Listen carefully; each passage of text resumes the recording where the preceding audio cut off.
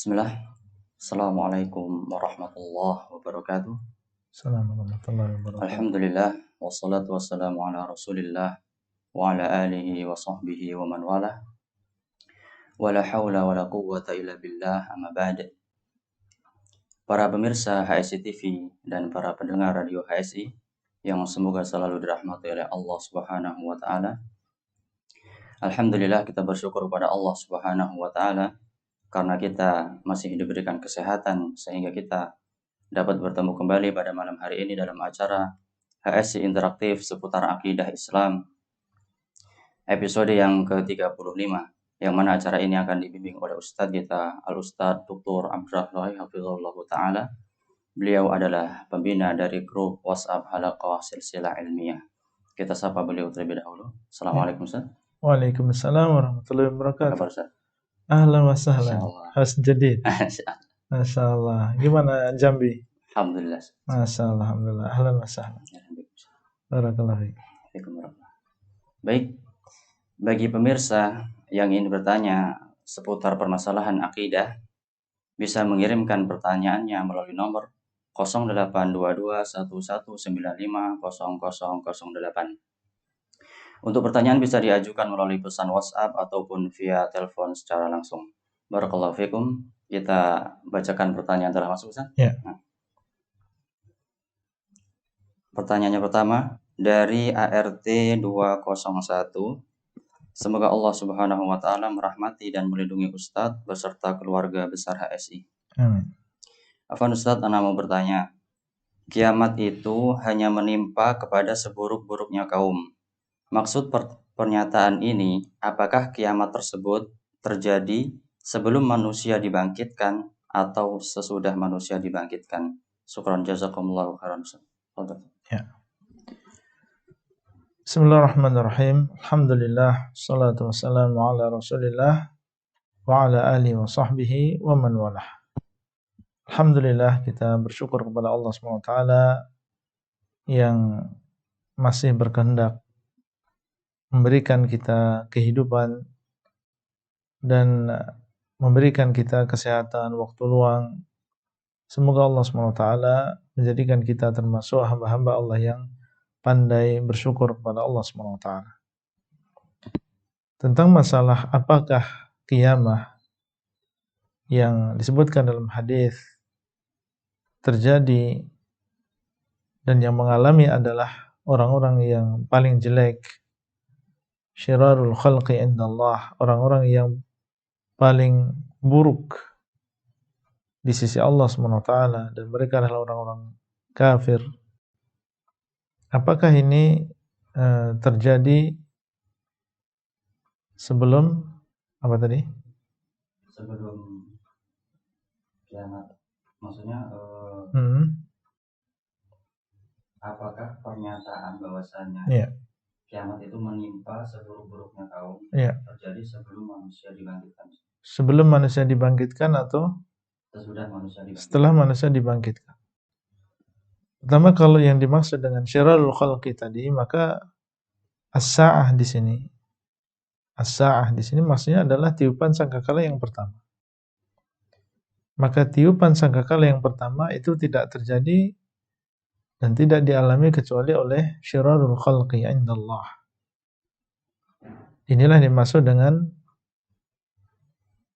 as-sa'ah, yang dimaksud adalah tiupan sangkakala yang pertama, bukan kejadian-kejadian besar yang disebutkan dalam beberapa ayat tentang terbelahnya atau pecahnya langit, kemudian berjatuhannya bintang-bintang, meluapnya lautan, dan seterusnya. Maka yang dimaksud dengan as-sa'ah yang dialami oleh orang-orang yang kafir dan mereka adalah sejelek-jelek makhluk di sisi Allah, yang dimaksud adalah tiupan sangkakala yang pertama. Tentunya ini setelah terjadinya tiupan sangkakala yang pertama ini meninggal semuanya. Ya, adapun kejadian-kejadian yang besar, yang dahsyat, maka para ulama berselisih pendapat kapan terjadinya. Ada yang mengatakan terjadi di antara dua tiupan. Jadi tiupan yang pertama dengan tiupan yang kedua, maka terjadilah di antara keduanya kejadian-kejadian yang besar tersebut. Dan ada yang mengatakan kejadian-kejadian besar tadi terjadi ya setelah tiupan sangkakala yang kedua. Tiupan yang dengannya manusia akan hidup kembali, dihidupkan oleh Allah. Barulah terjadi kejadian-kejadian yang besar seperti bumi yang diguncangkan, kemudian bintang yang berjatuhan, kemudian langit yang terbelah, sehingga manusia melihat kejadian-kejadian tersebut. Maka orang-orang yang kafir mereka merasakan ketakutan yang luar biasa. Adapun orang-orang yang beriman, maka Allah SWT memberikan keamanan bagi mereka sesuai dengan kadar keimanannya. Nah, Allah a'lam. Nah, barakallahu fiik. Kemudian pertanyaan selanjutnya dari Fulana di Bandung. Ustaz, bagaimana cara kita menjelaskan makna ataupun tafsir Quran kepada anak dalam rangka menasihati ataupun mendidik? Salah satunya tentang Quran surat Ibrahim ayat 24 sampai 27. Padahal kita awam dalam hal ilmu tafsir. Barakallahu fiikum. Ya, la yukallifullahu nafsan illa wus'aha. Ya, Allah SWT tidak membebani seseorang kecuali sesuai dengan kemampuannya. Kalau memang kita merasa diri kita awam, ya belum bisa menjelaskan kepada anak tentang tafsir sebuah surat atau sebuah ayat, maka jangan sampai seseorang membebani dirinya di luar kemampuannya. Apa yang kita dapatkan di dalam juz amma, Al-Falaq, An-Nas, Al-Ikhlas, ya kemudian surat-surat pendek yang lain, kemudian juga Al-Fatihah, maka ini sebenarnya sudah cukup. Ya sudah cukup untuk menanamkan dalam diri anak kita akidah yang benar tentang tauhid uluhiyah, tentang tauhid rububiyah, tentang keyakinan adanya hari kiamat, tentang Nabi SAW. Kalau memang kita belum mampu untuk menjelaskan ayat-ayat yang lain yang ada dalam surat-surat yang panjang, maka apa yang kita dapatkan dan kita hafal dan dihafal oleh anak-anak kita, itu justru malah lebih mengena ya ketika kita menjelaskan kepada mereka surat-surat yang mereka sudah hafal. Al-Ikhlas isinya adalah tentang tauhid. Kita bisa menjelaskan tentang tauhid uluhiyah di situ. Kita bisa menjelaskan tentang kewajiban untuk bertawakal dan bergantung hanya kepada Allah. Demikian pula tentang nama dan juga sifat Allah. Al-Kafirun, kita juga bisa menjelaskan tentang makna la ilaha illallah. Inna a'tainakal kautsar, kita bisa menjelaskan tentang kewajiban menyembelih untuk Allah. Alhamdulillah, ya, kita bisa mengambil ayat-ayat dan surat-surat yang pendek tadi untuk memberikan penanaman akidah kepada anak didik kita atau anak-anak kita. Wallahu taala a'lam. Jazakallahu khairan. Nah, barakallahu fiik. Jazakumullah. Kemudian dari ARN 201222104, izin bertanya Ustaz, bagaimana hukum terkait mainan anak dan sebagian besar pakaian ataupun sejenisnya yang memiliki gambar makhluk bernyawa? Apakah itu menghalangi malaikat masuk ke dalam rumah kita? Jazakallahu khairan. Keumuman hadis bahwasanya malaikat tidak masuk ke dalam rumah yang di situ ada gambar makhluk bernyawa. Dan yang dimaksud wallahu taala alam adalah lukisan, kemudian juga patung-patung. Ya, ini yang menghalangi malaikat untuk masuk ke dalam rumah tersebut. Karena di situ ada lukisan makhluk bernyawa. Demikian pula patung-patung. Adapun foto, maka sebagaimana kita ketahui di sana ada khilaf di antara ahlul ilm. Ya, tentang masalah fotografi. Dan pendapat yang lebih kuat, wallahu taala alam, yang demikian tidak sama dengan lukisan. Yang dilarang adalah seorang melukis, adapun foto maka sebagian ulama membolehkan, seperti Syekh Muhammad bin Shalih Al-Utsaimin, meskipun yang berhati-hati tentunya seseorang tidak menggunakannya kecuali dalam keadaan yang memang sangat diperlukan. Wallahu taala a'lam. Nah, kemudian dari Fulan ARN 201222104, izin bertanya Ustaz, bagaimana cara mendakwai seorang istri yang qadarullah belum mengenal sunnah dan setiap diberi nasihat sering mengangkat suara di hadapan suaminya? Terkadang timbul rasa lelah dan sedih jika mendengar perkataannya. Jazakallahu khairan. Iya, seorang istri harusnya dia mentaati suaminya. Ya, dalam perkara yang itu tidak bertentangan dengan syariat, maka dia punya kewajiban untuk mentaati suaminya.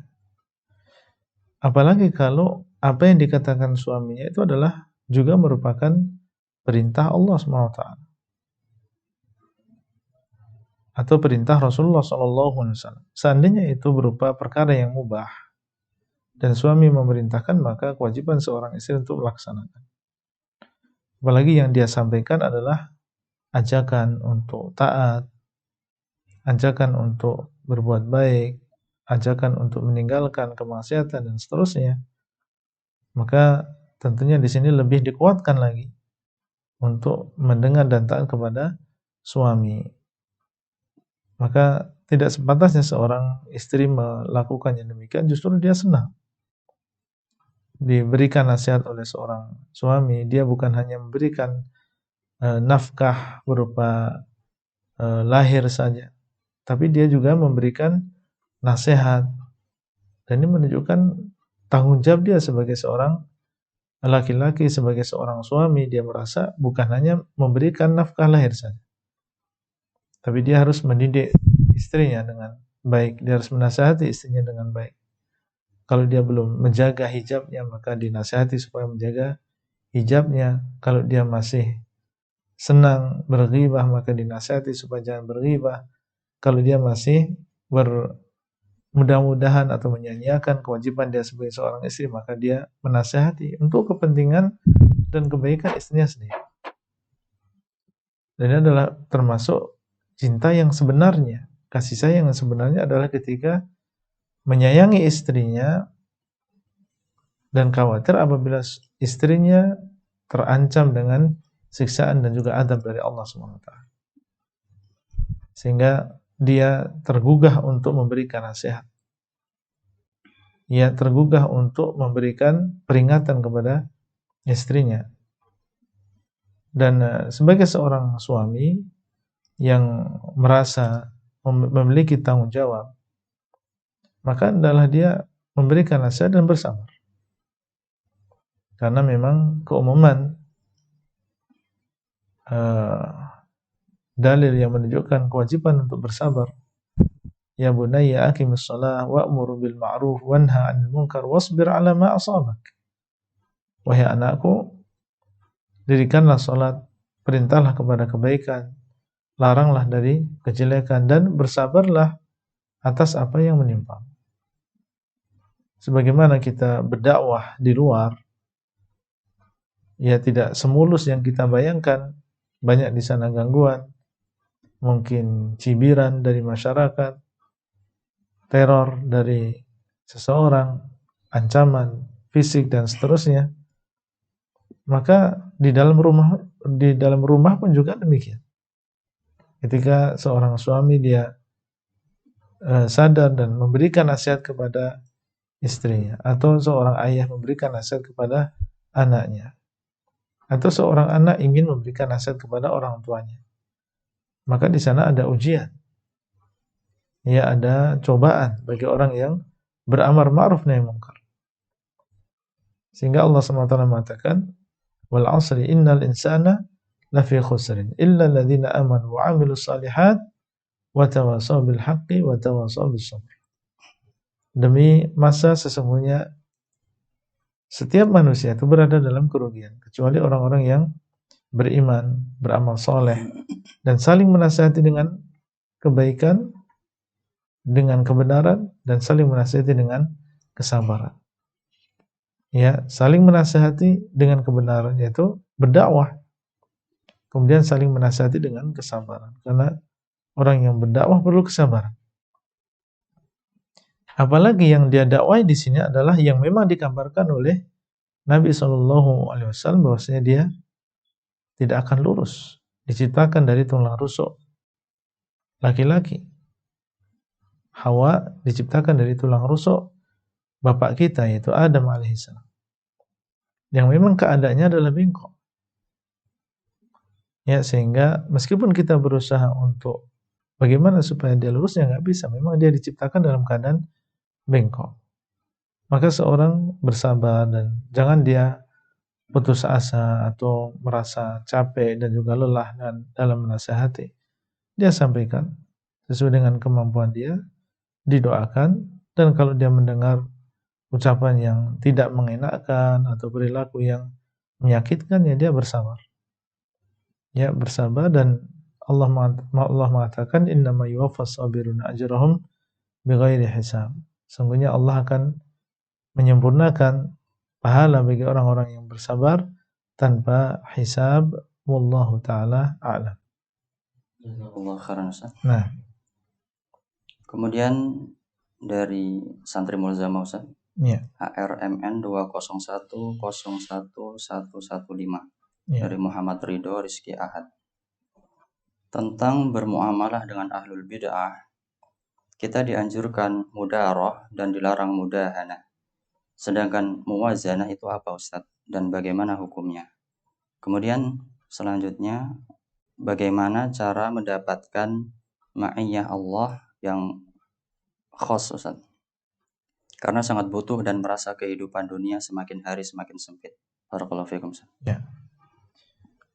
Yang dimaksud dengan muwazanah adalah menimbang atau adil. Dan mereka memaksudkan, ada sebagian kelompok mendengung-dengungkan tentang masalah muwazanah ini. Maksud mereka adalah kalau kita mengkritik sebuah kelompok atau kita mengkritik seseorang secara khusus, maka kita selain menyebutkan kekurangan, kita juga harus menyebutkan kebaikan dia. Silahkan kelompok fulan dikritikin, bahwasanya dia melakukan ini, kesalahannya adalah demikian dan demikian. Tapi jangan lupa, kata mereka, kita sebutkan juga kebaikannya. Tapi kan mereka punya keistimewaan dan kelebihan demikian dan demikian. Demikian pula ketika seorang mengkritik seseorang, ya seorang dai atau seorang yang dia mengajak kepada kesesatan. Kalau kita menyebutkan kesesatan dia, maka kita harus muwazanah. Kita harus imbang, kita sebutkan juga kebaikannya. Ya, ini ucapan sebagian, dan ini adalah tidak bisa diterima begitu saja. Ya, dan para ulama menjelaskan bahwasanya ketika seseorang menyebutkan biografi, sejarah ya sebuah kelompok atau sejarah ya seorang dai misalnya, maka iya, ketika dia menyebutkan biografi, dia sebutkan kebaikannya dan dia sebutkan kejelekannya. Sebagaimana ini dilakukan oleh para ulama yang mereka menulis khusus tentang tarajim, ya tentang biografi para ulama atau para tokoh. Maka disebutkan ya kelebihan dia demikian dan demikian, dia secara bahasa demikian, kemampuannya dalam bahasa diakui dan seterusnya, tapi dia adalah seorang Mu'tazilah atau dia adalah seorang yang demikian dan demikian. Nah, ini dalam menyebutkan biografi ya semuanya kita sebutkan, yang baik maupun yang buruk. Tapi ketika seseorang mentahdzir, ya seseorang mengingatkan umat Maka dalam keadaan demikian, yang kita sampaikan adalah kesalahan dia. Kelompok ini, mereka membuat sesuatu yang baru dalam masalah dakwah. Mereka tidak perhatian tentang masalah tauhid. Ya, ini kita sampaikan saja kesalahan dia dan keburukan dia. Atau si fulan ini dia memiliki kesesatan dalam masalah yang fatal, dalam masalah nama dan juga sifat Allah. Kita sebutkan kekurangan dia. Adapun kelebihannya, maka itu antara dia dengan Allah. Sekarang kita ingin menyelamatkan umat dari kesalahan dia. Maka tidak perlu kita menyebutkan kebaikan-kebaikan tersebut, karena tujuan kita adalah bagaimana umat mereka menjauh dan waspada dari kesalahan orang tadi. Dan ini yang dilakukan oleh para ulama, khususnya para ulama ahlul hadis, ketika mereka membicarakan seorang rawi yang dhaif misalnya. Maka kita dapatkan mereka hanya mengatakan dhaif atau munkarul hadis atau wadda' dan seterusnya. Tapi kita tidak dapatkan mereka kemudian menyebutkan kebaikannya. Misalnya mengatakan dia dhaif, tapi dia adalah seorang yang hafal Quran misalnya. Dia adalah dhaif, tapi dia adalah orang yang suka bersedekah misalnya. Enggak disebutkan oleh mereka. Karena makomnya di sini adalah sedang mengingatkan, mentahdir. Ya, memberitahukan tentang kesalahan dia supaya kita hati-hati kalau ada hadis yang diriwayatkan oleh si fulan. Ya, jadi muwazanah kalau yang dimaksud adalah seperti yang tadi kita sampaikan, seseorang menyebutkan kejelekan dan juga menyebutkan kebaikan, maka ini ada pada tempatnya. Tapi dalam keadaan mentahdzir atau mengingatkan umat dari kesalahan, maka cukup kita menyebutkan kesalahan saja. Wallahu taala a'lam. Yang kedua, Ustaz. Yang mana tadi? Cara mendapatkan ma'iyah Allah secara khas, yang khas. Ya. Kita lihat dalil-dalil yang menunjukkan tentang ma'iyah yang khusus ini. Kebersamaan Allah yang khusus ini. Kemudian kita amalkan. Contoh misalnya Allah mengatakan innallaha ma'al ladzina taqaw wal ladzina hum muhsinun. Sungguhnya Allah bersama orang-orang yang bertakwa dan orang-orang yang muhsin. Ma'iyah yang disebutkan di sini adalah ma'iyah yang khusus. Ya, sungguhnya Allah bersama orang-orang yang bertakwa. Kalau kita memang ingin mendapatkan ma'iyah yang khusus tadi, ditolong oleh Allah, diperhatikan oleh Allah, dikuatkan oleh Allah SWT, maka hendaklah kita menjadi orang yang bertakwa, yang takut kepada Allah, menjalankan perintah Allah, menjauhi larangan Allah, melakukan itu semua dengan ikhlas dan juga sesuai dengan sunnah Nabi SAW. Maka seseorang kalau sudah sampai derajat takwa, Allah SWT akan bersama dia. Dan juga orang-orang yang muhsin, yaitu orang-orang yang merasa diawasi oleh Allah SWT dimanapun dia berada. Kalau seseorang merasa diawasi oleh Allah, maka dia adalah orang yang muhsin, dan Allah SWT bersama orang-orang yang muhsin. Nah, wallahu a'lam. Jazakallahu khairan. Nah, kemudian dari hamba Allah di Batam. ya. Semoga Allah selalu menjaga Ustadz. Pertanyaan yang pertama, seperti apa pemahaman Murji'ah dan ciri-cirinya? Karena ada sebagian saudara semuslim dengan mudah menvonis atau menggelari sebagian saudara semuslim yang lainnya dengan sebutan Murji'ah. Al-Murji'ah itu diambil dari kata irja, yang artinya adalah takhir, yaitu mengakhirkan. Mereka dinamakan Murji'ah karena mereka mengakhirkan amalan dari iman. Maksudnya mengakhirkan di sini adalah mengeluarkan amalan dari iman. Jadi amal menurut mereka bukan termasuk iman. Di mana iman? Mereka ada yang mengatakan iman itu yang ada dalam hati. Kalau seseorang sudah membenarkan adanya Allah, membenarkan bahwasanya Muhammad adalah Rasulullah, sudah cukup. Dia mau berbuat maksiat, dia mau meninggalkan sholat, dia mau apa yang dia lakukan terserah.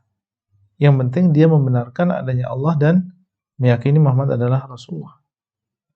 Iman menurut mereka adalah apa yang ada dalam hati. Apa yang dilakukan oleh anggota badan berupa sholat, sedekah dan seterusnya ini bukan termasuk iman. Ada yang mengatakan menurut sebagian mereka iman itu yang ada di lisan, yang diucapkan oleh lisan. Seandainya seseorang mengatakan asyhadu an la ilaha illallah wa asyhadu anna Muhammadar Rasulullah, cukup. Meskipun dia enggak sholat, meskipun dia tidak melakukan amalan-amalan yang lain. Ya, ini mereka terkumpul dalam satu keyakinan, yaitu bahwasanya amalan itu bukan termasuk keimanan. Kalau kita melihat saudara kita, dia meyakini ketika ditanya apakah sholat termasuk iman? Ya, sholat termasuk iman. Dan dia sholat. Apakah bersedekah termasuk iman? Dia mengatakan iya. Dan dia bersedekah dan juga mengamalkan amalan-amalan yang lain. Bagaimana kita katakan dia adalah seorang murji'ah? Ya, orang yang mengatakan orang tersebut murji'ah ada dua kemungkinan. Kemungkinan yang pertama, dia tidak tahu apa itu murji'ah. Atau yang kedua, dia tidak mengenal siapa orang tersebut. Ya, dia tahu murji'ah tapi dia tidak mengenal orang tersebut, sehingga dia menuduh saudaranya sebagai seorang murji'ah. Nah, wallahu taala a'lam. Kemudian pertanyaan yang selanjutnya. Ya. Masih yang tadi, Ustaz? Ya. Saya dulu pernah memakai baju kaos yang bergambar simbol jangkar kapal. Kemudian ada teman yang mengingatkan bahwasanya simbol itu adalah simbol umat Nasrani. Dan dia melarang saya memakai baju kaos itu. Apakah benar hal tersebut, Ustaz?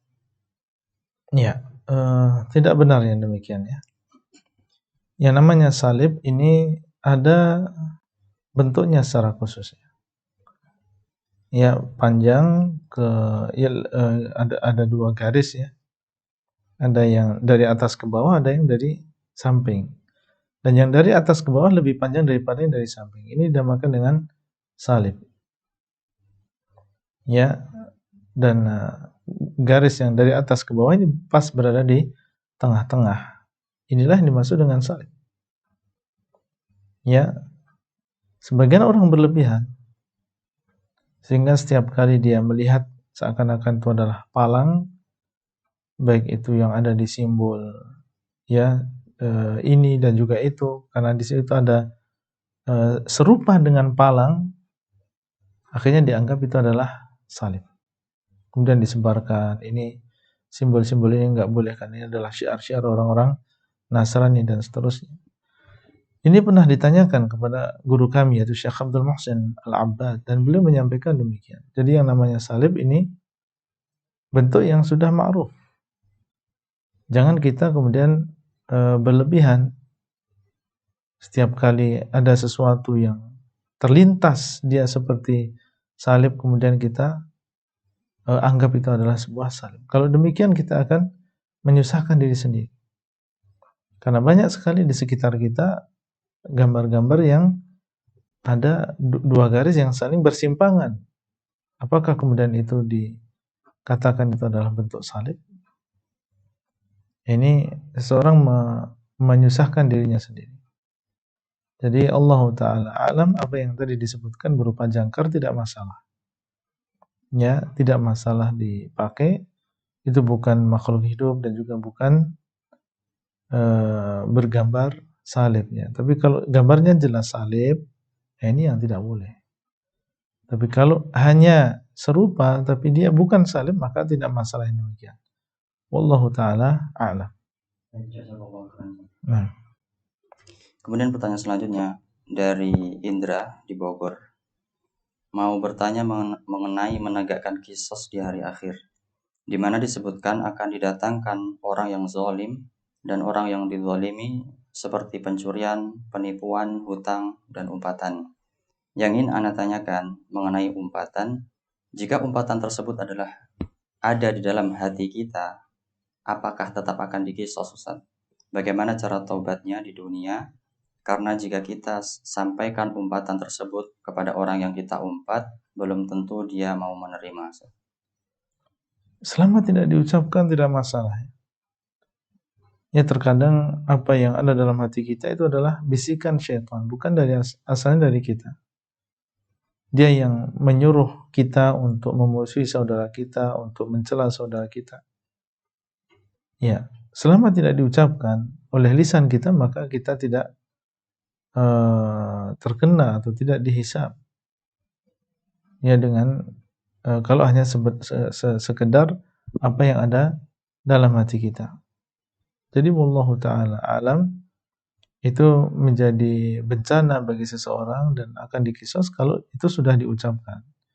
Dia mencela, dia menghina dengan ucapannya, dia menghina saudaranya, merendahkan saudaranya dengan ucapannya, maka inilah yang akan dikisos. Adapun apa yang ada dalam hati maka tidak, dan hendaklah seseorang ketika datang bisikan-bisikan seperti itu dia segera bertobat kepada Allah dan meminta perlindungan kepada Allah, mengatakan a'udzubillahi minasyaitonirrajim, ya, supaya segera hilang dan segera pergi ya bisikan-bisikan tersebut. Karena kalau kita biarkan dan kita tidak segera berlindung kepada Allah, maka dikhawatirkan kita akan tergoda, kemudian akhirnya kita pun mengumpat dan juga mencela saudara kita.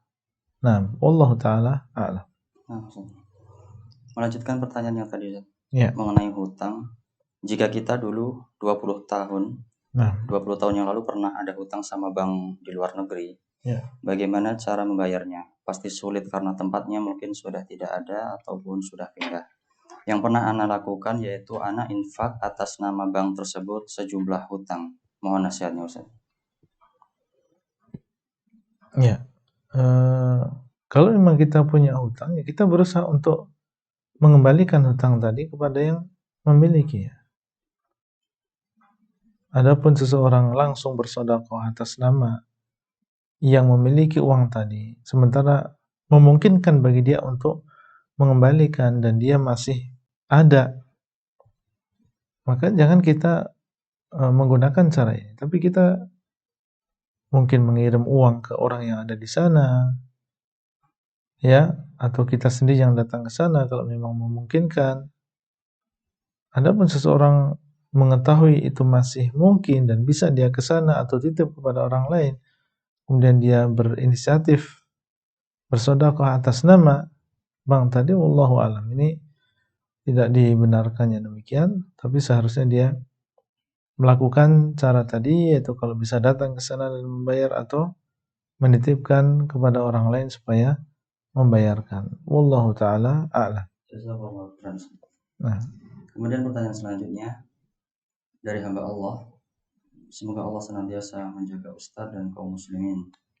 Izin bertanya Ustaz, Ana pernah mendengar bahwasanya pembeda antara orang yang muslim dan kafir adalah sholatnya. Lantas, apakah mereka yang tidak sholat secara terus-menerus dapat terjerumus ke dalam kekafiran? Lantas, untuk dapat kembali ke Islam, apakah harus mengucapkan kalimat syahadat, harus hadirkan saksi, ataukah boleh hanya dengan diri sendiri? Jazakallahu khairan. Ya. Nabi SAW mengatakan, al-ahdu alladhi bainana wa bainahum as-salah, faman tarakaha faqad kafar. Perjanjian antara kita dengan mereka, yaitu orang-orang kafir, adalah salat. Yang membedakan antara kita dengan mereka adalah salat. Maka barang siapa yang meninggalkan salat, maka sungguh dia telah kufur, telah keluar dari agama Islam. Ini menunjukkan apabila seseorang mengaku dia Muslim, tapi dia meninggalkan sholat secara terus-menerus, tidak pernah sholat sama sekali, maka dia telah keluar dari agama Islam. Dan kalau itu terjadi dan dia ingin kembali kepada Allah, maka dia harus bersyahadat. Dia harus mengulangi syahadatnya kembali dan masuk ke dalam Islam kembali dan memperbaiki dirinya bertobat kepada Allah dan bertekad kuat di masa yang akan datang untuk tidak melakukan itu lagi dan bertekad untuk menjaga sholat 5 waktu, ya, maka barang siapa yang bertobat dengan sungguh-sungguh kepada Allah, maka Allah SWT akan memberikan taubat kepadanya. Ya, wallahu taala a'lam. Jazakallahu khairan. Kemudian dari Fadli ARN 201-22104 izin bertanya Ustaz, apabila seseorang pernah melakukan beberapa dosa besar, apakah dalam bertaubat harus satu persatu Ustaz atau cukup satu kali? Jazakallahu khairan. Ya, seseorang bisa bertobat secara umum, dan tidak harus dia menyebutkan satu persatu, ya Allah saya pernah berdosa di hari tanggal sekian, bulan sekian, tahun sekian, kemudian anak juga pernah berdosa, anak bertobat dari dosa tersebut. Nggak harus yang demikian, seorang bertobat secara umum. Mengatakan, ya Allah saya bertobat dari seluruh dosa yang saya lakukan, ya, yang masih saya ingat ataupun yang sudah tidak saya ingat. Ya, ini adalah kemudahan bagi Allah SWT. Oleh karena itu dalam di antara doa Nabi SAW adalah Allahumma ighfir li dzambi kullah dikkahu wa jillah wa awalahu wa akhirahu wa alaniyatahu wa sirrah. Ya Allah, ampunilah dosaku semuanya, yang kecil maupun yang besar, yang dulu maupun yang akan datang, yang nampak maupun yang tidak nampak. Kita bertobat kepada Allah dari seluruh dosa dengan cara mengglobalkan, mengumumkan, ya, secara umum, ya. Kita bertobat kepada Allah dari dosa-dosa tersebut secara umum. Wallahu a'lam. Jazakallahu khairan. Nah, kemudian pertanyaan selanjutnya, ya, dari ARN 161-1244 dari Probolinggo, ada 3 pertanyaan Ustaz. Dijelaskan pendapat yang kuat adalah arsy telah ada sebelum pena.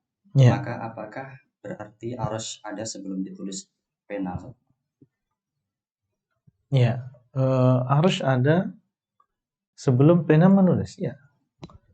Bagi ulama yang mengatakan bahwasanya arsy adalah makhluk yang pertama sebelum pena, maka demikian.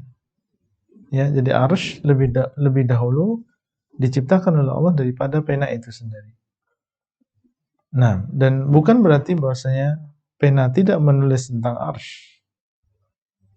Ya, karena ada sebuah riwayat yang menyebutkan bahwasanya pena disuruh untuk menulis apa yang sudah terjadi maupun apa yang akan terjadi. Ya, apa yang terjadi atau yang sudah terjadi berupa penciptaan arsy.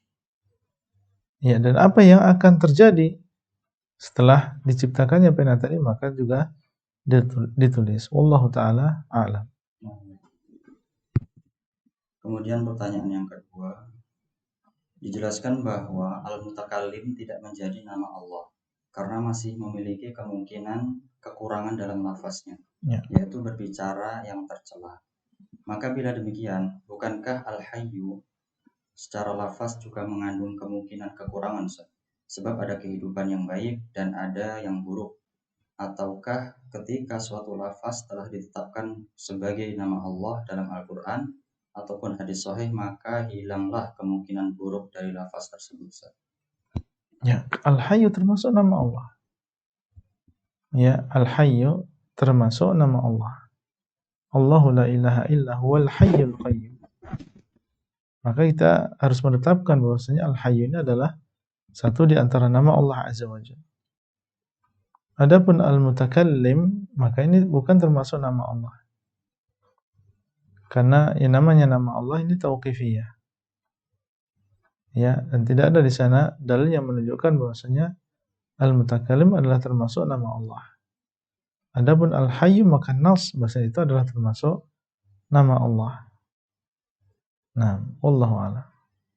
Kemudian pertanyaan yang ketiga, dijelaskan bahwa hanya Allah yang berhak memberi nama untuk dirinya sendiri, yang artinya nama-nama Allah adalah tauqifiyah. Namun apa yang ana tangkap dalam penjelasan kaidah pertama dalam Qawaidul Muslah, seolah dalam perkara nama-nama Allah kita dapat memberi nama sendiri dengan syarat nama tersebut bersih dari kemungkinan kekurangan dari lafaz dan pemahaman maknanya. Ana jadi bingung Ustaz, mohon pencerahannya, ana takut terkena syubhat. Jazakallahu khairan. Iya, Allah SWT dialah yang berhak untuk memberikan nama kepada dirinya sendiri. Sebagaimana dalam hadis, Allahumma inni as'aluka bikulli ismin huwa lak sammaita bihi nafsak aw anzaltahu fi kitabik aw 'allamtahu ahadan min khalqik aw ista'tharta bihi fi ilmil ghaibi 'indak. Tidak boleh seseorang makhluk memberikan nama kepada Allah sebagaimana yang sudah kita tahu bahwasanya nama-nama Allah ini adalah husna, mencapai puncak kesempurnaan. Ya, yang paling sempurna dan yang bisa yang mengetahui tentang puncak kesempurnaan hanyalah Allah. Dialah yang maha sempurna. Adapun makhluk maka keadaan dia terbatas, kemampuan dia terbatas. Iya. Allah SWT dialah yang mengetahui tentang dirinya sendiri. Mengetahui dan lebih mengetahui tentang dirinya sendiri daripada makhluk. Maka Allah SWT dialah yang memberi nama dirinya sendiri dan juga dialah yang lebih mengetahui tentang sifat-sifatnya daripada makhluk.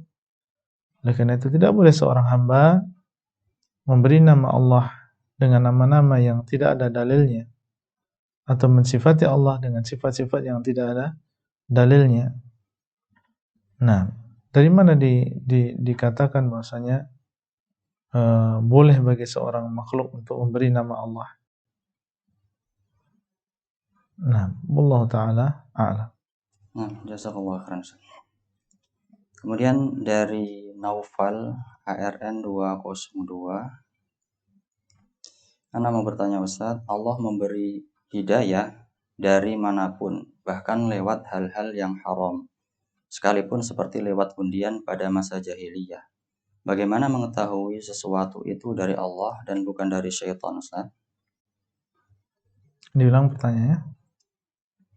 Allah Subhanahu wa taala memberikan hidayah dari manapun, bahkan lewat hal-hal yang haram, sekalipun seperti lewat undian pada masa jahiliyah.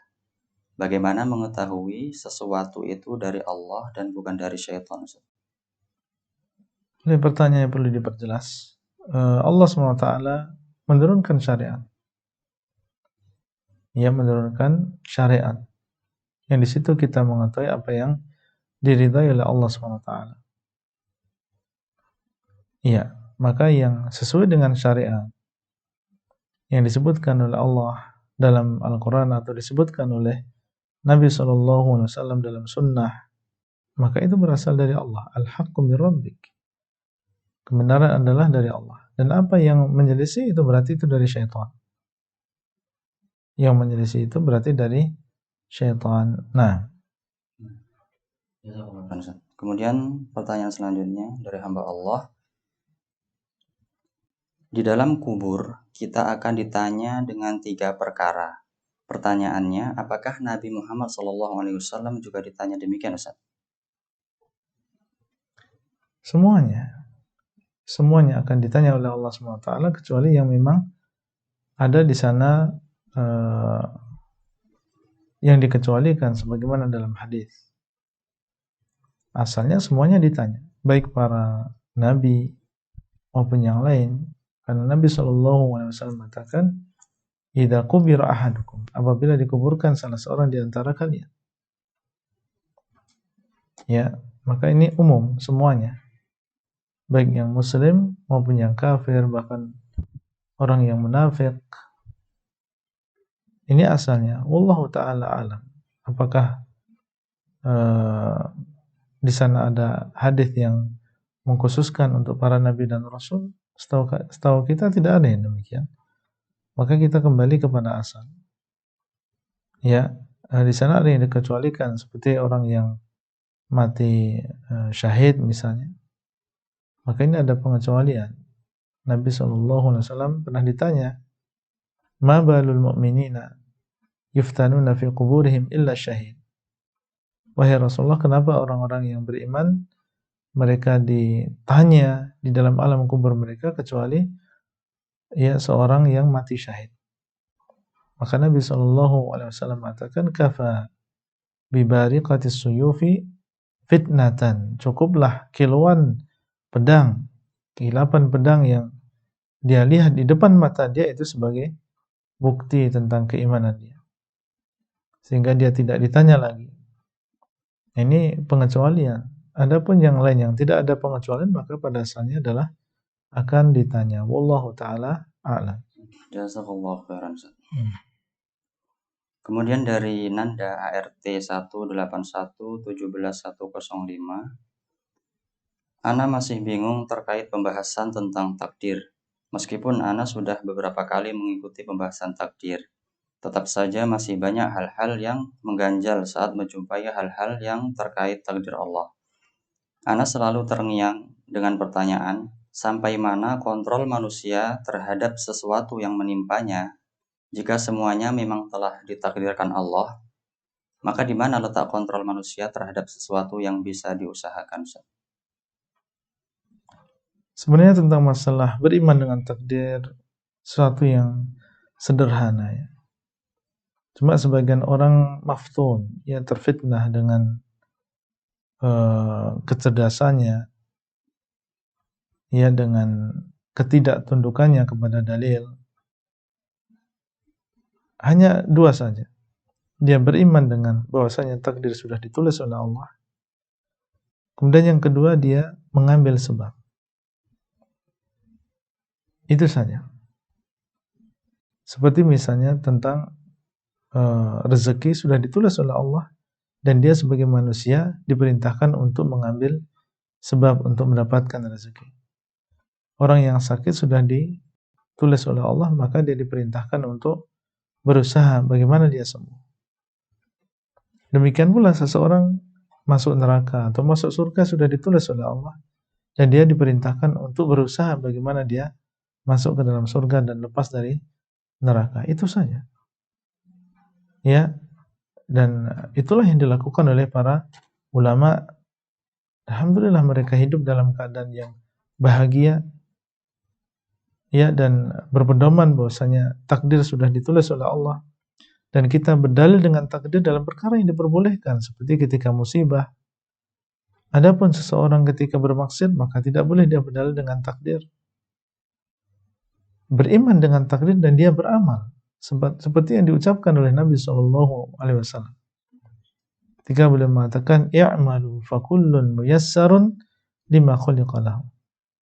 I'malu, hendaklah kalian beramal, maka masing-masing dari kalian akan dimudahkan terhadap apa yang dia diciptakan untuknya. Dan para sahabat ketika mendengar hadis ini, mereka mengamalkan apa yang disampaikan oleh Nabi SAW. Masing-masing akan dimudahkan kepada sesuatu yang diciptakan untuknya, beriman dengan takdir, dan mereka beramal. Karena Nabi mengatakan, i'malu. Adapun seseorang ya berdalam-dalaman di dalam masalah takdir, ya kemudian sampai akhirnya bisa menjadikan dia tidak mau beramal, maka Nabi SAW mengatakan, idza dzukiral qadaru fa'amsiku. Apabila disebutkan takdir, maksudnya adalah mulai kita dibisiki dengan bisikan-bisikan yang tidak benar, mengatakan bahwasanya kalau begitu Allah zalim, kalau begitu Allah memaksa hambanya untuk berdosa.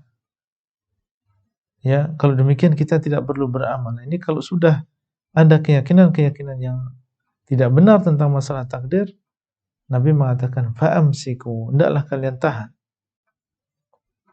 Ya, jangan sampai kita mengikuti syaitan yang mengatakan kamu adalah orang yang cerdas, kamu harus berpikir lagi dan mendalami tentang masalah takdir. Sebenarnya sederhana sekali orang memahami takdir. Ya, dikhawatirkan orang yang dia tidak mengikuti petunjuk Nabi SAW, idza dzukiral qadaru fa'amsiku, maka dia akan tersesat lebih jauh dari itu. Nah, jadi sederhana saja kita beriman dengan takdir dan kita beramal. Wallahu ta'ala a'lam. Jazakallahu khairan. Kemudian pertanyaan dari Fulana, Mohon nasihatnya Ustadz, ketika saya sebagai orang tua ingin mengajarkan tauhid kepada anak sejak dini. Bagaimana cara saya menjawab ketika anak saya yang masih umur 6 tahun bertanya, Allah sedang apa sekarang? Dengan keterbatasan ilmu yang saya miliki, bagaimana cara mengajarkan tauhid dan akidah kepada anak tersebut Ustaz? Ya, kita katakan kita tidak mengetahui, kita tidak melihat. Ya, kita tidak melihat Allah, tapi Allah SWT melihat kita. Dan Allah SWT kulla yaumin huwa fi sya'an. Setiap hari Allah SWT dalam urusan. Allah mencipta, Allah yang menggerakkan kita, Allah yang menghidupkan sebagian dan mematikan sebagian, Allah yang menggerakkan matahari, Allah yang menggerakkan angin. Banyak yang Allah SWT lakukan. Ya, katakan sebagaimana yang kita pelajari dalam Al-Quran dan juga hadis Nabi SAW. Ya, dan bagaimana cara kita memberikan menanamkan akidah pada anak kita yang berumur ya sekitar 6 tahun atau lebih kurang daripada itu atau lebih besar sedikit daripada itu. Maka intinya kita tanamkan tentang 3 perkara. Pertama adalah mengenalkan Allah. Ya, kita tanamkan dia tentang Allah SWT. Siapakah Allah? Kemudian juga mengenalkan dia tentang Rasulullah SAW. Kemudian mengenalkan dia tentang Islam. Dan kita kenalkan tentang apa yang paling penting di dalam Islam. Yang dinamakan dengan rukun Islam yang 5. Ini intinya. Kita kenalkan dia tentang Allah, yaitu bahwasanya Allah SWT dia adalah ada. Buktinya ada ciptaannya dan tidak mungkin ada ciptaan kecuali di sana ada yang menciptakan. Sebagaimana motor ada dan rumah ini ada, berarti ini ada yang membuatnya. Nah, kita sampaikan logika yang sederhana. Kemudian juga mengenalkan kepadanya bahwasanya memberikan rezeki kepada kita adalah Allah SWT. Ini bisa kita sampaikan lewat pengajaran dan juga bisa kita sampaikan lewat praktek kita dalam kehidupan kita sehari-hari. Ketika kita makan bersama, ya sambil kita berdialog. Ketika kita mendapatkan rezeki, gajian misalnya, ini adalah pemberian dari Allah. Kita bersyukur kepada Allah. Kita gunakan harta ini dengan baik sesuai dengan apa yang Allah inginkan. Kemudian juga kita tanamkan kewajiban untuk menyembah kepada Allah semata. Ya, kita sholat, kita katakan bahwa sholat kita ini hanyalah untuk Allah. Ketika kita menyembelih mungkin ayam atau kambing untuk keperluan rumah misalnya, sambil kita ajari bahasanya menyembelih ini adalah ibadah yang agung, ya ini harus diserahkan hanya kepada Allah saja. Ini praktek dalam kehidupan kita sehari-hari. Kemudian tentang Nabi SAW kita kenalkan, tanamkan beliau adalah utusan Allah. Ya, bahwasanya kita tidak dibiarkan dalam keadaan hidup seperti binatang, tidak diperintah dan tidak dilarang. Allah mengutus kepada kita seorang Rasul. Dia adalah Muhammad ibn Abdullah yang lahir di kota Mekah. Maka kewajiban kita adalah mengikuti beliau. Apa yang beliau perintahkan kita ikuti. Apa yang beliau larang kita berhenti. Apa yang beliau kabarkan maka kita benarkan. Dan kita beribadah sesuai dengan apa yang diajarkan oleh beliau. Nah, ini bisa kita tanamkan. Bisa juga kita menyebutkan sebuah kisah yang berkaitan dengan diri Nabi SAW. Satu cuplikan tentang kisah beliau yang mungkin menurut kita menarik untuk disampaikan kepada anak tadi, supaya dia semakin mencintai Rasulullah SAW. Kemudian tentang mengenalkan dia tentang agama Islam, maka kita ulang-ulang tentang pentingnya sholat 5 waktu.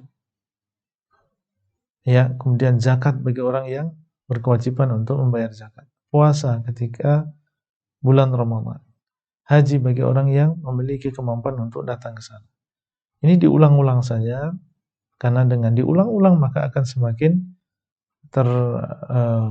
tertancap kuat di dalam hati anak-anak kita. Nah, wallahu taala a'lam. Jazakallah khairan Ustaz. Mungkin itu pertanyaan terakhir Ustaz. Nah, Baik, para pemirsa HSI TV dan para pendengar radio HSI yang semoga selalu dirahmati oleh Allah Subhanahu wa taala. Tidak terasa sudah 1 jam kami menemani antum semua. Semoga apa yang telah Ustadz sampaikan dapat kita pahami dan kita amalkan, dan semoga kita dapat bertemu kembali pada pertemuan selanjutnya. Kami akhiri, subhanakallahumma wa bihamdika asyhadu an la ilaha illa anta astaghfiruka wa atubu ilaik. Wassalamualaikum warahmatullahi wabarakatuh. waalaikumsalam warahmatullahi wabarakatuh.